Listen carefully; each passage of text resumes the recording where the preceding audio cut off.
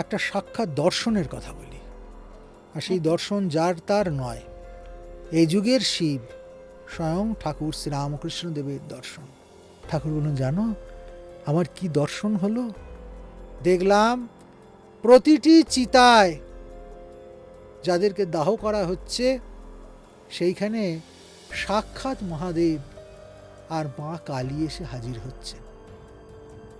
মহাদেব কানে কানে, প্রতিটি শবের কানে কানে তারক ব্রহ্ম নাম দিচ্ছেন, আর মা কালী সবার অষ্টপাশের বন্ধন খুলে দিচ্ছেন, আর আত্মারা সবাই দিব্য আনন্দে দিব্য ধামে চলে যাচ্ছে।